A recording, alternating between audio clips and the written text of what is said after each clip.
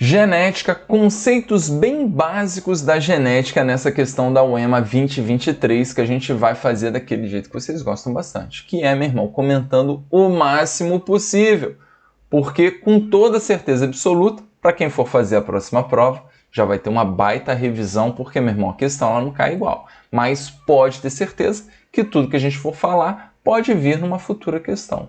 Beleza? E, cara, para quem fez a prova agora, espero que vocês, meu irmão, tenham acertado e passem. Mas, cara, lembre que a ideia aqui não é dar o gabarito de lambuja. O gabarito bonitinho, né? Tá lá no site. É só você olhar, você, meu irmão, ver lá se for essa a sua intenção. Aqui a ideia, de fato, é comentar as questões, tá? Revisar conteúdo e aí sim esse vídeo servir aí para, né, para futuros estudos. Maravilha? Então vamos com tudo, segue a vinheta.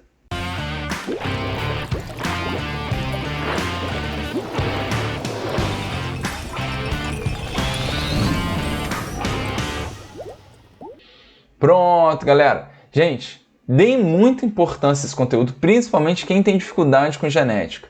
Entender, cara, esses conceitos básicos, eles ajudam demais para você pegar aquela sequência de primeira lei, polialelia, segunda lei de Mendel. Meu irmão, tudo caminha muito facilmente quando você entende esses conceitos básicos. Beleza? Tranquilão? Então vamos lá. Ele vem com um texto aqui bonito, tá? Analisa a experiência genética em evidência no Brasil, divulgada recentemente. Cientistas usam espécies silvestres no melhoramento genético da mandioca. Ó, papo importantíssimo aqui, ó, melhoramento genético. Quem curte muito é o Enem. E lembre que nesse canal, meu irmão, só do Enem já tem as 200 questões. Segue a playlist do Enem aqui para vocês, ó.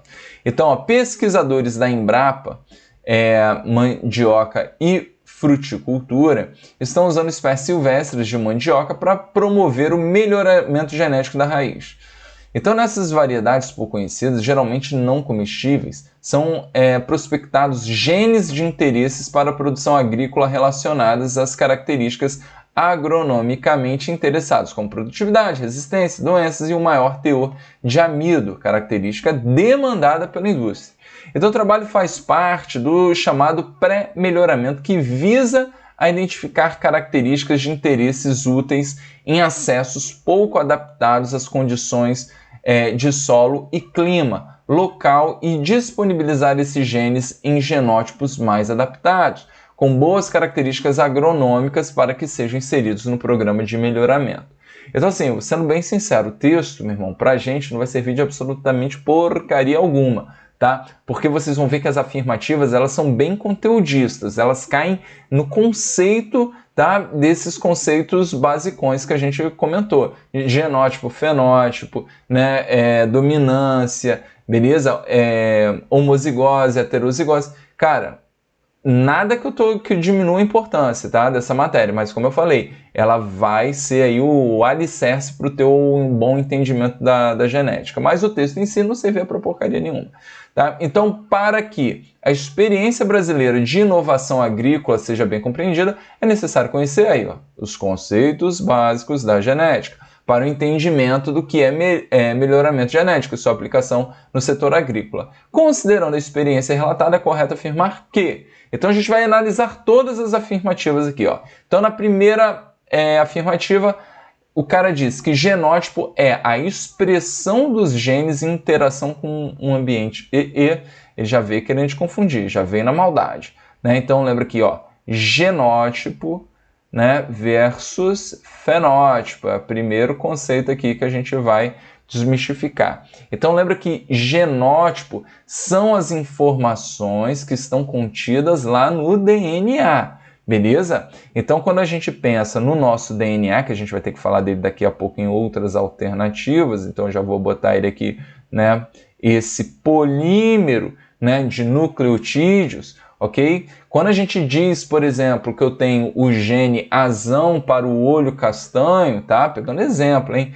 Tá? Lembra que a gente está pegando aqui, na verdade, ó, uma sequência enorme. Só vou fazer em uma das fitas também, tá? Ó, sequência enorme. Vocês estão vendo aqui centenas, eu juro para vocês que tem centenas de bases nitrogenadas aqui. Então, cada fragmento, ok, desse meu DNA, que a gente vai chamar de gene, ok, ele pode ser, né, simplificado, sua representação simplificada por letrinhas, seja ela um azão, seja ela um azinho, e aí a composição, né, do DNA vai determinar o genótipo. Por exemplo, vamos supor que eu que tenho olho castanho, eu seja azão, ok? Um indivíduo, né, com olho castanho também pode ser azinho, ou até mesmo, quem sabe, azinho, porque para esse gene nós temos o alelo, né, azão, e o alelo azinho, mas falaremos melhor dele daqui a pouquinho, ok? Então, o genótipo são essas características contidas aqui, nessas informações contidas no nosso DNA. E o fenótipo, sim, né, que está relacionado à expressão, à manifestação desses genes. E com uma pitada de meio ambiente, sim. Por exemplo, chegamos aqui, né, estamos no nosso verão, e aí, cara, eu já tenho ido mais à praia, né? Por mais que eu esteja aqui meio que Yakult, né? Tudo bem, né? Esse amarelado aqui do menino, né? Mas o que acontece?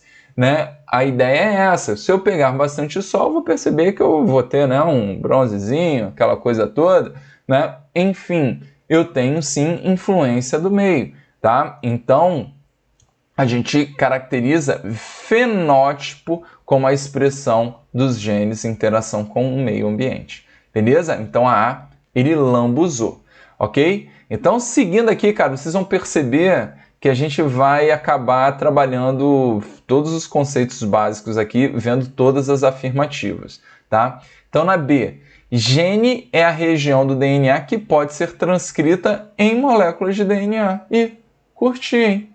Curti. Lembra o seguinte, desse nosso DNA, eu falei para vocês, ó, que esse fragmento aqui caracteriza o gene que determina a cor dos olhos. Agora, tomem bastante cuidado, ó, quem já cobrou isso, o nosso queridíssimo Enem já veio com esse papo, né? Lembra daquele papo, que de um gene a gente forma, né, um pré-RNA,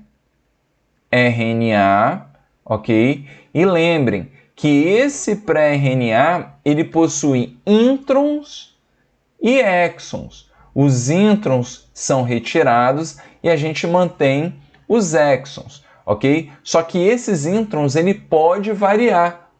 Olha aí o conceito de splicing alternativo, ok? Então, de um pré-RNA, a gente pode formar, ó, o RNA mensageiro, o RNA mensageiro linha e o RNA mensageiro dorlinha, ok? Para esse primeiro momento, se você pensar gene em uma característica, bacana, te ajuda, você está pegando, né, o início dos conceitos. Mas para quem já está no estado, já, né, num estudo, né, um pouquinho mais avançado, você pode trabalhar com a ideia que para um gene a gente produz mais de uma proteína. Ó, proteína 1, proteína linha, proteína o quê? 2 linha. Show? Tranquilo? Então, cara, a B tá correta, né? Porque transcrição é exatamente a formação, né, a partir do DNA, que é o gene, em um RNA mensageiro. Ok? Tranquilo? Então, a resposta é B, tá? Mas vamos lá, que aqui nesse canal a gente analisa todas as afirmativas, ok? Caso você tenha ficado em dúvida, marcado, você vai saber o porquê não de cada uma delas, tá? Então, vamos lá. C. Alelo dominante é aquele que se expressa em homozigose. Opa. Eu disse que eu sou azão para o olho castanho. Só que repare que quem for heterozigoto, né, ele também é o quê? Olho castanho. Então lembre o seguinte, cara, a gente recebeu, né, um pacote cromossômico do nosso pai, beleza? E um pacote cromossômico da nossa mãe. Maravilha? 22 pares de cromossomos são chamados de cromossomos autossômicos, ok? Que estão relacionados a praticamente todas as características do nosso corpo, exceto, né, o sexo. Porque lembra que o sexo ele é determinado pelo par sexual, né, XY. XY, no caso dos homens, XX no caso das mulheres. Mas os outros 22 pares, que são os autossômicos, eles possuem a mesma sequência, ok, de genes. Agora, não necessariamente, esses genes eles são iguais, por isso que aí entram os conceitos de alelos, ok? Genes que estão no mesmo locus, no mesmo local, ok? E trabalham confrontando-se muitas vezes para determinar uma característica. Então vamos supor que o cara aqui, esse gene A ou Azinho estão relacionados à característica cor dos olhos. Então, quando o cara está em heterozigose, ou seja, em dose única, manifesta-se a cor castanha. E o cara só vai ter o olho claro, só vai ter o olho azul quando ele estiver em como? Azinho, azinho. Então, dominância a gente define como aquela herança que se manifesta quando o gene ele está em dose única, ok? E recessividade, característica que manifesta-se somente quando está em dose dupla, beleza? Cara, querem praticar bem esses conceitos? Assistam esse vídeo aqui sobre primeira lei. Cara, meu irmão, tem todas as situações e já tem vários resumões do Vitão aí para você. Beleza? Tranquilo? Assista, não deixem de assistir, cara. Vocês vão saber muita genética. Tá sempre fazendo exercícios. Beleza? Então, o dominante é aquele que se expressa em dose única, ou seja, em heterozigose, né? O cara azão, azinho, ele é heterozigoto porque tem os alelos diferentes. O azinho, azinho tem os alelos iguais, ele é homozigoto. Pode ser homozigoto recessivo, pode ser homozigoto dominante. Beleza? D. Locus gênico é o trecho de DNA que determina a produção de uma proteína. O conceito exato de locus está relacionado ao posicionamento dele exatamente aonde? Nos genes, beleza? E não o fato dele determinar a produção. O locus em si é o local, beleza? Eu acredito muito que essa alternativa seja a alternativa que tenha rolado um pouco mais de confusão na mente da galera, beleza? E na letra E, mutações são correções do material genético que ocorrem em células germinativas. Não, né, galera? Lembra que mutação é alteração, ok? Nessa sequência de nucleotídeos, né? Ou somente das bases nitrogenadas que for, né? A gente está falando, então, que mutação é uma alteração no genoma do indivíduo. Só que lembrem, essa alteração ela é total aleatória, filho. Não tem mutação boa, não tem mutação ruim. Ela simplesmente acontece. Agora, né, a gente pode relacionar sim o surgimento de características importantes para aquele organismo em consideração, ok? Inclusive para a gente, né? Porque provavelmente a mutação ela acelerou bastante o processo evolutivo, ok? Mas falar que é bom é ruim e complicado, né? Porque a gente também tem inúmeras doenças, né, causadas por essas alterações que não são nem um pouco, né, benéficas, certo? Então, cara, cuidado com essa interpretação. Agora, a mutação, de fato, ela é alteração no nosso genoma da maneira mais aleatória possível. Você não pode pensar em um mecanismo de correção. Beleza? Tranquilo, gente? Então, realmente ficou letra B. Espero que tenham curtido quem fez, espero que tenham acertado. Meu irmão, um forte abraço para a galera do Maranhão, meu irmão, tamo juntasso.